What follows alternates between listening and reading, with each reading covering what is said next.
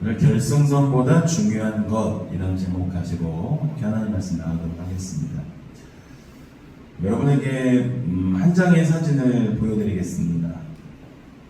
몇 해 전 우리나라 온 국민의 가슴을 뭉클하게 만들었던 한 사진입니다. 이 사진 속에 보면 어린이들이 있죠. 용인에 있는 용인 제일초등학교 가을 운동회에서 있었던 일입니다. 이 학교 6학년에 다니던 김기국이라는 아이는 이 오른쪽 제일 끝에 키 작은 어린이인 것 같아요. 김기국이라는 이름인데 연골 무형성증이라는 장애를 갖고 있어서 다른 아이들과 달리기 시합에서 늘 꼴찌를 도맡아 하고 있었습니다. 그날도 같이 달리던 4명의 아이들이 순위를 다투며 달리고 있었고, 이 기국이는 역시나 저 뒤쪽에서 꼴찌로 달려오고 있었습니다. 그런데 결승선 가까이 다가간 아이들이 이 결승선을 통과하지 않고 뒤돌아서 저 뒤쪽에서 천천히 달려오는 기국이라는 아이에게로 갔습니다. 그리고는 기국이의 손을 잡고 5 아이가 함께 결승선을 통과했습니다. 이 한 장의 사진이 한 신문에 실리면서 온 국민의 뜨거운 관심을 사게 되었고요. 그 이야기를 접하는 사람들의 마음에 큰 감동을 주었습니다. 어쩌면 우리 사회의 지극히 당연한 모습 가운데 하나여야 하는데, 우리 사회가 지금까지 경쟁하는 데에만 열을 올린 나머지 그런 아름다운 모습들이 사라지고 말았습니다. 여러분, 우리 인간은 더불어 살아가는 존재로 하나님께 지으심을 받았습니다. 그런데 점점 우리 사회는 더불어라는 이 아름다운 단어를 잃어버린 채 살아가고 있습니다. 그래서 우리는 점점 더 외톨이가 되어 가죠. 가족이 있지만 가족의 친밀함이 사라지고, 친구가 있지만 진정한 친구됨이 사라지고 있습니다. 인생을 홀로 걷는 것처럼 살아갑니다. 그래서 인생은 셀프라는 말까지 생겨났습니다. 내 인생은 내 것이라는 생각을 갖고 주도적인 인생을 살라는 뜻이 담겨진 말이기도 하지만, 참으로 외로운 우리의 모습이 담긴 말이기도 합니다. 여러분, 우리의 긴 인생의 여정을 갈 때 우리가 홀로 간다라고 한번 생각을 해보십시다. 그 삶이 과연 아름다울 수 있을까요? 때로는 싸우며 갈라질지라도, 때로는 서로 마음이 맞지 않아 등을 돌릴 때도 있겠지만, 그래도 누군가와 함께 가는 것이 우리네 인생입니다. 어느 순간에는 가족이 내 손을 잡아주기도 하고, 어느 순간에는 내 가까운 친구가 내 손을 잡아주기도 합니다. 때로는 전혀 낯선 누군가가 내게 다가와서 따뜻한 손을 내밀어 주기도 합니다. 그래서 우리 인생은 아름다운 것입니다. 우리가 살아가는 인생길에 우리가 늘 모시고 살아야 할 분이 계십니다. 누구죠? 하나님이십니다. 하나님께서 우리의 삶에 동행하신다면 어떤 어려움이나 힘든 난관 앞에 선다 하더라도 우리는 담대하게 그 모든 것들을 이겨낼 수 있습니다. 하나님께서 내 손을 붙잡고 계시다는 사실을 안다면 때론 힘들고 고달픈 삶이 우리를 피곤하게 만들지라도 우리는 즐거이 찬송을 부르며 우리의 인생을, 우리에게 주어진 삶을 살 수 있다는 것이에요. 오늘 우리가 읽은 말씀에서 하나님께서는 이스라엘 백성들에게 폭탄 선언을 하십니다. 내가 너희와 함께 올라가지 아니하리라. 하나님께서 이스라엘 백성들과 함께 가지 않으시겠다라고 말씀하세요.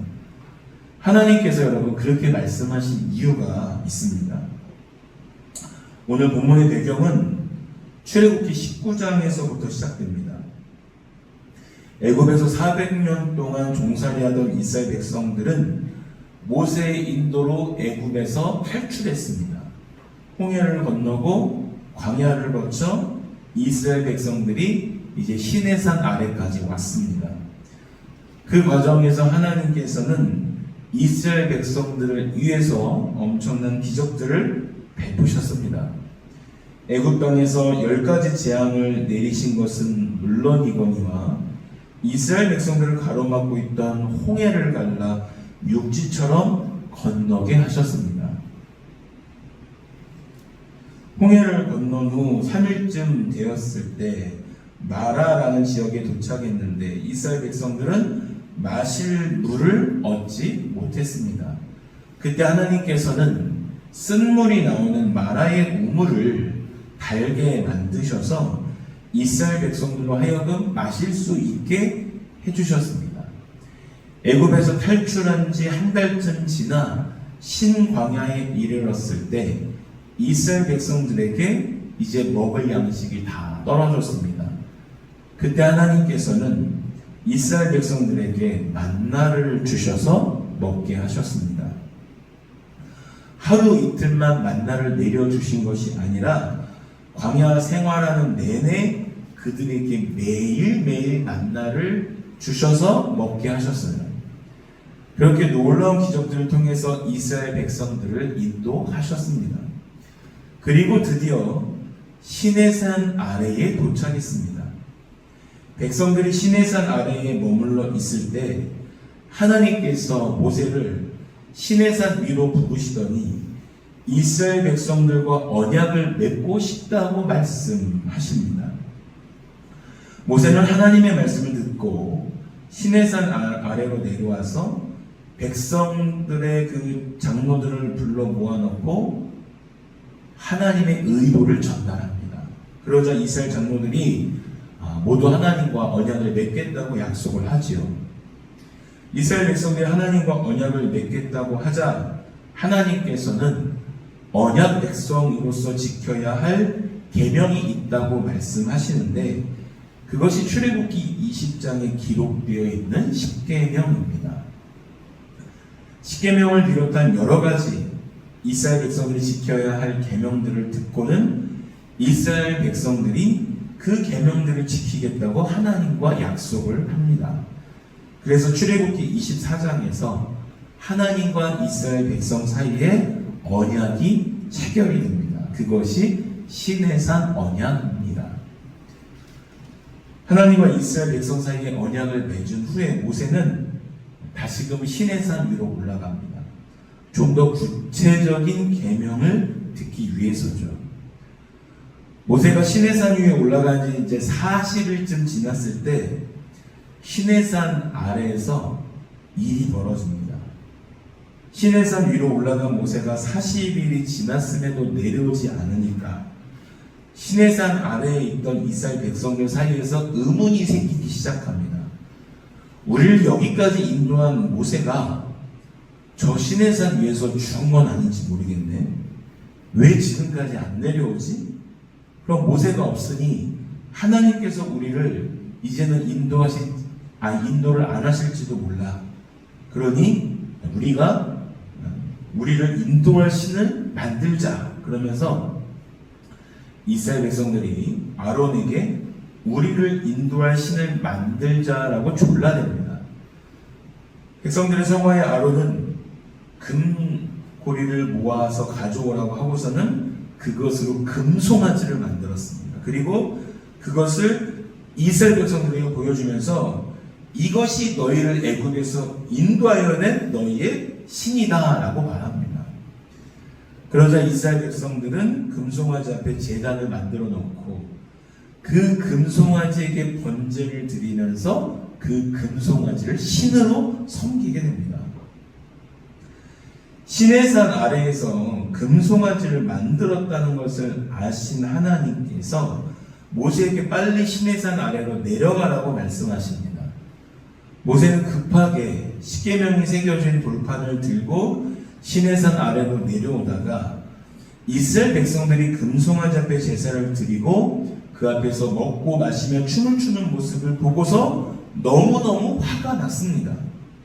그래서 이스라엘 백성들이 만들었던 금송아지를 불살라 부숴버리고 백성들을 책망합니다.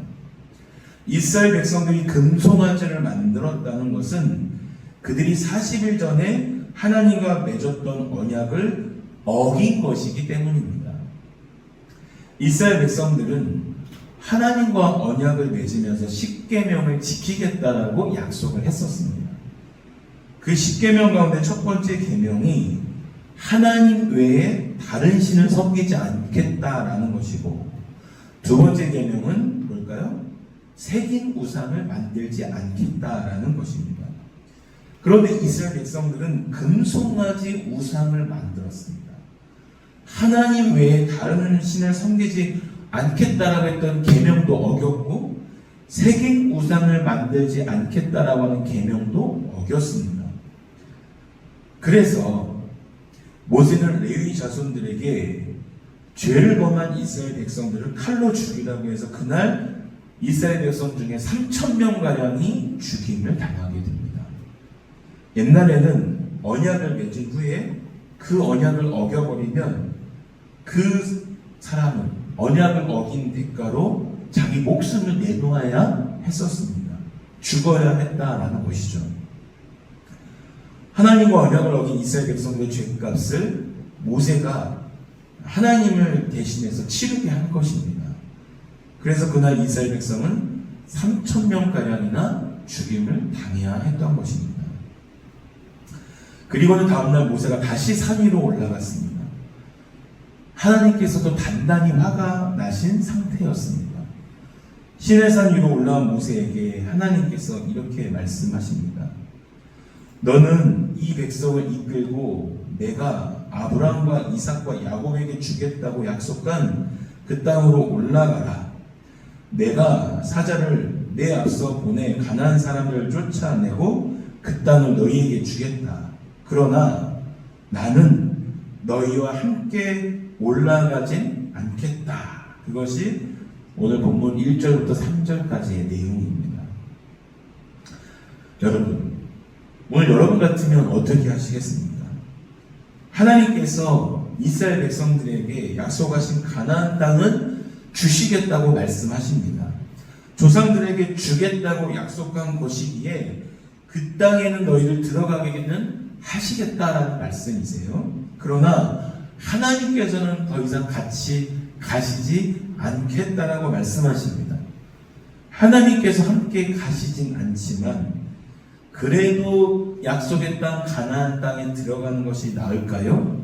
아니면 하나님께서 같이 가시지 않는다면 가나안 땅에 굳이 들어갈 이유가 없다고 생각하십니까? 하나님께서 함께 가지 않으시겠다고 말씀하시자 이스라엘 백성들은 정신이 번쩍 들었습니다.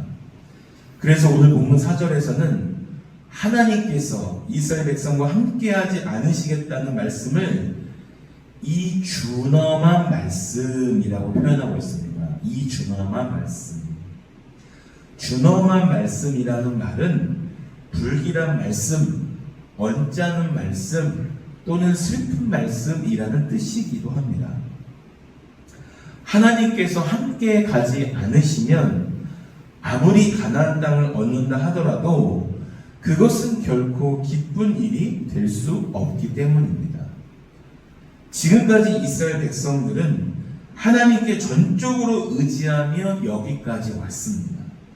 하나님의 도우심이 없었다면 애굽에서 탈출할 수도 없었고 홍해가 가로막고 있을 때 홍해를 건너지 못하고 어쩌면 애굽 군사들의 칼날에 모두 죽어야 했을지도 모릅니다. 하나님께서 돕지 않으셨다면 광야에서 목말라 죽든지 굶주림 때문에 죽든지 모두 죽었을지도 모릅니다.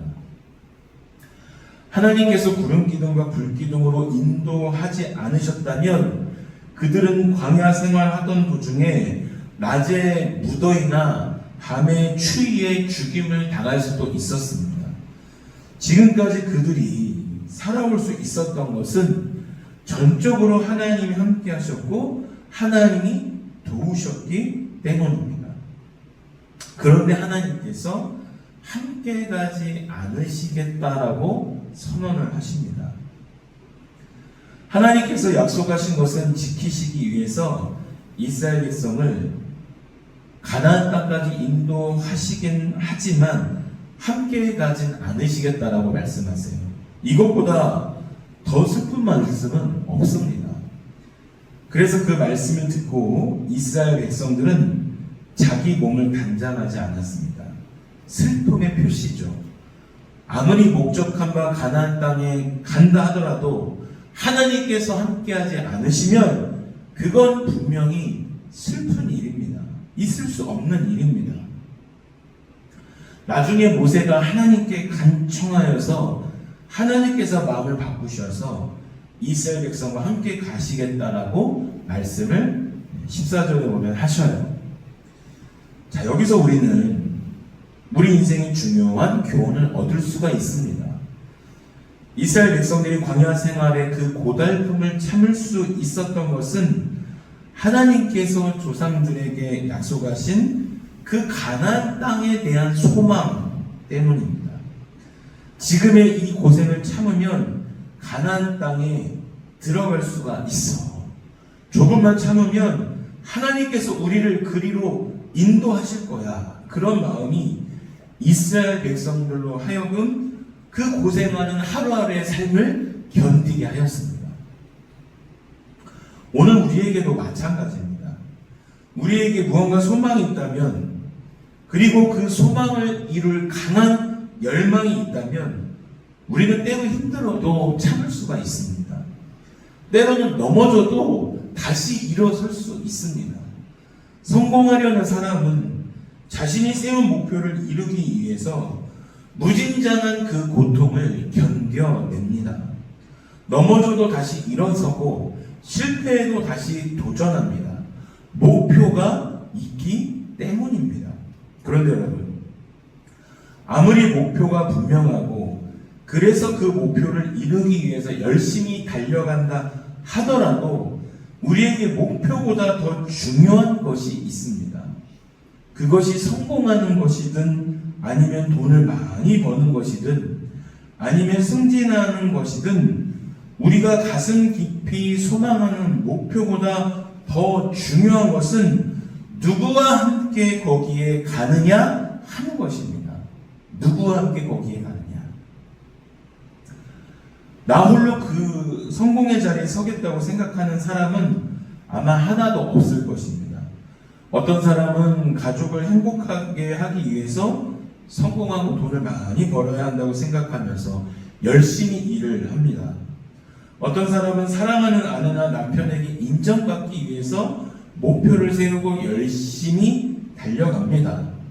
어떤 사람은 자식에게 떳떳한 아빠의 엄마의 모습을 보여주기 위해서 최선을 다해 살기도 합니다. 자신이 이루고자 하는 목표가 자기 자신에게 있는 사람은 별로 많지 않습니다. 그런데 여러분, 그런데 참으로 안타까운 것은 많은 사람들이 자신이 성공을 보여주고 싶은 사람을 오히려 외면한 채 달려가는 데만 열심한다라는 것입니다. 그래서 나 홀로 열심히 달리면 된다라고 생각을 해요. 때로는 내가 목표를 세우고 달려나가기 위해서는 내 가족이 희생해도 된다라고 생각을 합니다. 그래서 가족들과 함께 어울릴 시간도 갖지 못한 채 오직 성공하기 위해서 죽도록 일만 합니다. 자식을 잘되게 만들겠다고 아빠를 기러기 아빠로 만들어 놓고 엄마와 아이들만 멀리 해외로 유학을 가기도 합니다. 무엇을 위해서 무엇을 희생해야 하는지를 잘 알지 못한 채 살아갑니다. 여러분, 우리 삶에서 목표보다 중요한 것은 과정입니다. 누구와 함께 그 길을 가느냐 하는 것입니다. 가정을 위해 일한다 하면서 가족들에게 희생만을 강요한다면 그것이 진정 가정을 위한 것이라 할 수 있을까요? 가정을 위한다면 조금 늦게 가더라도 가족이 함께 가야 합니다. 고생을 해도 함께 해야 하고 슬픈 일을 겪고 나갈 때에도 가족이 함께 해야 합니다. 신앙도 마찬가지예요. 우리가 뭔가 이루고자 목표를 세웠다면 그 목표를 이루는 것보다 더 중요한 것은 우리 하나님과 함께 가는 것입니다. 믿으십니까? 네. 목표를 이루는 것보다 더 중요한 것은 하나님과 함께 가는 것. 우리는 종종 내가 목표를 세운 것이 이루어질 때 하나님의 은혜였다라고 말합니다. 하나님께서 나를 형통한 길로 인도하셨다라고 말하기도 합니다. 그런데 그렇게 말하기 전에 우리 스스로 진지하게 물어봐야 합니다. 지금 그 목표를 이루기까지 하나님과 함께 왔느냐고 말입니다. 내가 걸어온 그 길에 하나님과 함께 하지 않았다면 우리가 이룬 그것이 아무리 크고 화려하다라고 하더라도 우리에게 참된 기쁨이 될 수 없습니다. 우리는 셀프 인생을 사는 사람들이 아닙니다. 나 혼자 내 삶을 개척하고 나 혼자 홀로 내 인생길, 우리의 인생길을 홀로 걷는 것이 아니라는 거예요. 특별히 하나님의 사람으로 부르심을 받은 우리 신앙인들은 하나님과 더불어 함께 가는 인생을 살아야 할 줄로 믿습니다. 그게 신앙의 길입니다. 때로는 그 길이 십자가의 길이라 하더라도 하나님과 함께하는 길이라면 그 십자가 길 끝에는 부활의 영광이 기다리고 있습니다. 그러나 내가 가는 그 길이 아무리 화려하고 멋진 길이라고 하더라도 하나님과 함께 가는 길이 아니라면 그 길의 마침은 멸망일 수밖에 없습니다. 그것이 성경이 우리에게 가르쳐 주시는 교훈입니다. 오늘 본문의 이스라엘 백성들은 하나님께서 그들과 함께 가지 않으시겠다고 하신 말씀을 듣고는 모두 슬퍼했습니다. 그리고 회개하는 마음으로 몸 단장하는 것을 멈추었습니다. 자기들이 가는 길에 하나님께서 함께 가시지 않는다면 비록 그들의 목표인 가나안 땅에 들어간다 하더라도 그것이 의미가 없음을 알기 때문입니다. 40일 동안 모세가 보이지 않는다는 것 때문에 금송아지를 만들어 범죄한 백성들이지만 그들의 마음에는 여전히 하나님과 함께 가지 않으면 가나안 땅에 들어가는 것이 의미 없음을 알았습니다. 그런 면에서 어쩌면 이스라엘 백성들이 오늘 우리의 모습보다는 훨씬 더 나을지도 모릅니다. 늘 불평하고 원망하고 하나님의 마음을 아프게 하던 이스라엘 백성들이 우리보다 더 나을 수 있다는 것이죠. 여러분, 지금 우리의 삶은 어떻습니까? 여러분 무엇을 향해서 그렇게 달려가십니까? 지금 그 삶에 하나님이 함께 계십니까? 내가 목적하는 것을 다 이룰지라도 하나님과 함께 가지 않으면 내 삶은 무가치로 끝나고 갑니다. 내가 목적하는 바를 다 이룰 수 없을 수도 있습니다. 그러나 그 목표를 향해 가는 그 길에 하나님과 함께 간다면 그 목표한 것을 다 이루는 것보다 더 큰 기쁨을 누리며 살게 될 줄로 믿습니다. 때로는 내가 달려가는 그 길이 내가 목표하는 그 지점까지 다다르지 못할 수도 있습니다. 그러나 하나님과 함께 간다면 내 인생은 그 누구보다도 보람된 삶이 될 것입니다.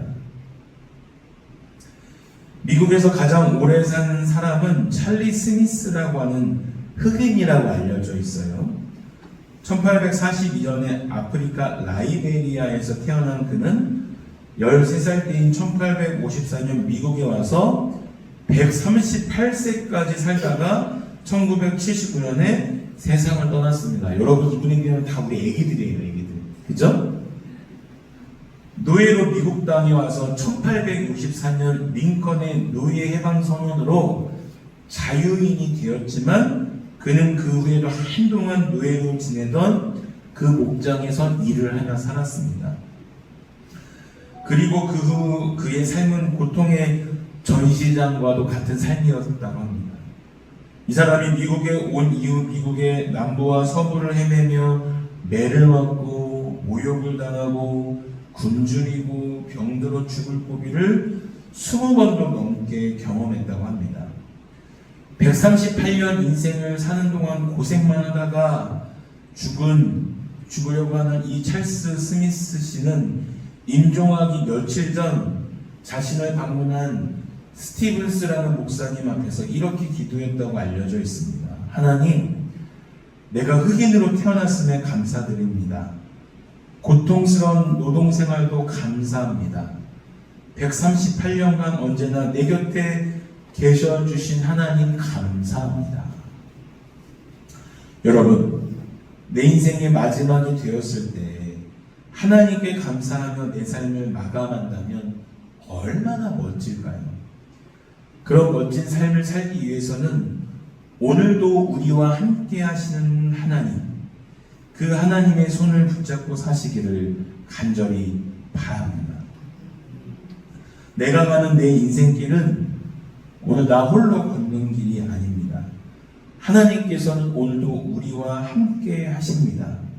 내 곁에서 나와 함께 걷고 계신 하나님을 여러분 늘 바라보시면서 그렇게 사시기를 바랍니다. 하나님과 함께 걷는 그 길만이 내게 평안을 주고 행복을 줄 줄로 믿습니다.